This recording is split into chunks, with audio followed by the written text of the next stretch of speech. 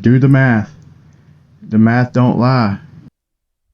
I'm incredibly happy to hear you say that, Brian. I was just disappointed that you managed to balls up pretty much everything else you possibly could in your video. Let's take a look. Alright, so here's the infamous Kevin Jackson photo of Blackpool with Dow Crag in the background. And what Brian Leakey has done here is get some angular sizes for Blackpool Tower and Dow Crag, and then draw some vertical lines on the photo that show where the base of Dow Crag is at, down here. Brian says that because the bottom of that second line is roughly in line with the water level in the foreground, then the Earth is flat. And I completely agree with the logic here. Excellent work, Brian. But let's take a closer look and see how many mistakes he made. So here's the clip. Here's Conspiracy Cat's math for the Blackpool Tower observation. He's got 0.526 degrees for the angular size of the mountain, and he's got 0.496 degrees angular size of Blackpool Tower. So it's pretty close. It's within 3/100ths of a degree. So we're going to draw a line. There's supposed to be hundreds of meters missing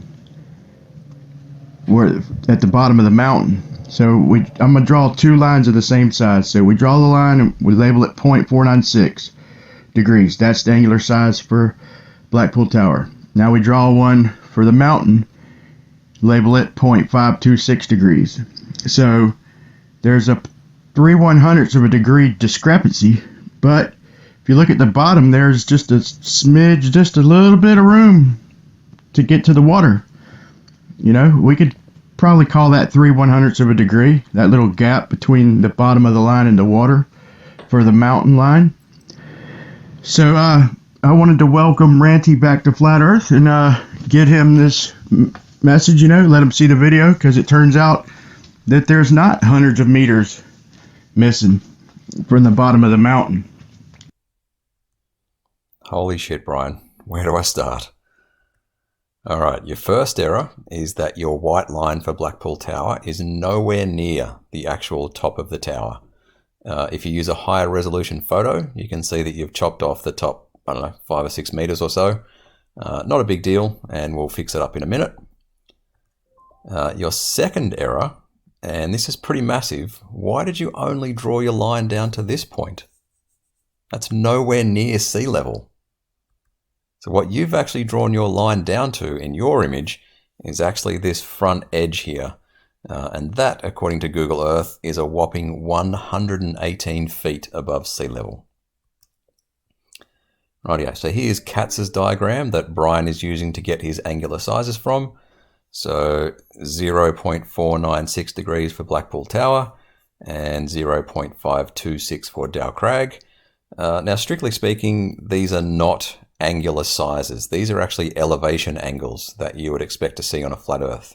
So that is the angle above the horizontal that you would expect to measure with a theodolite.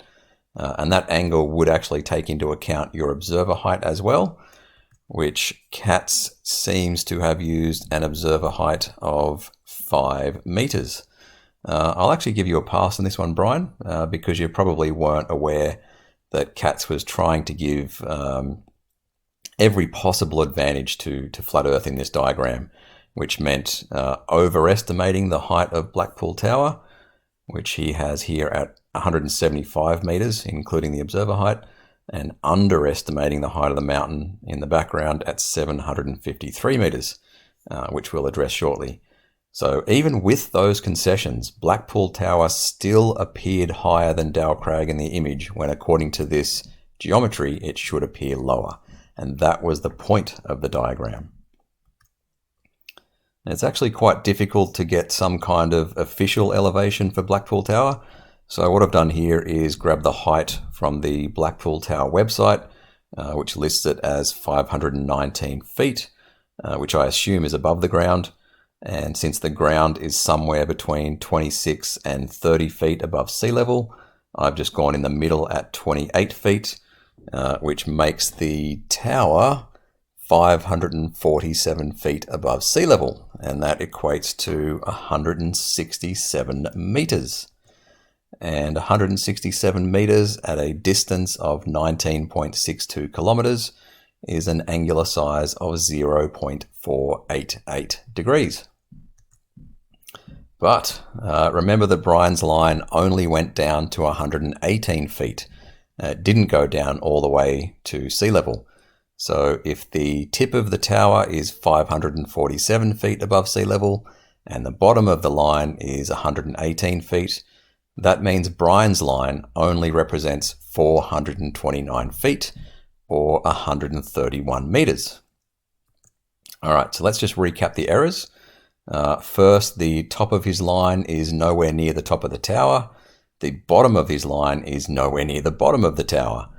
His line only covers 131 meters of the tower. So let's draw that one in. And the angular size of the tower overall is actually a little bit less than 0.496. I calculated it to be 0.488.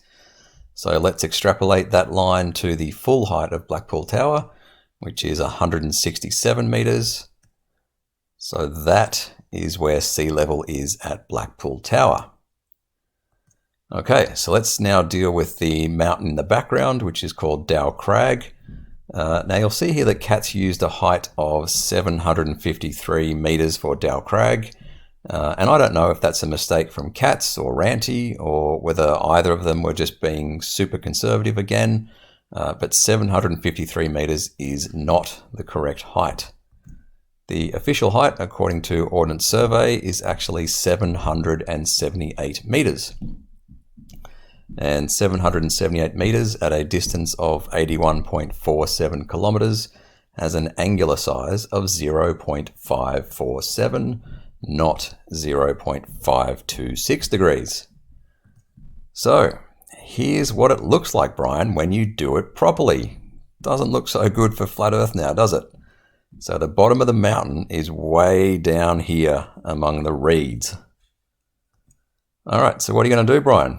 This is a massive test of your integrity here. So in your own words, the math doesn't lie, and I completely agree.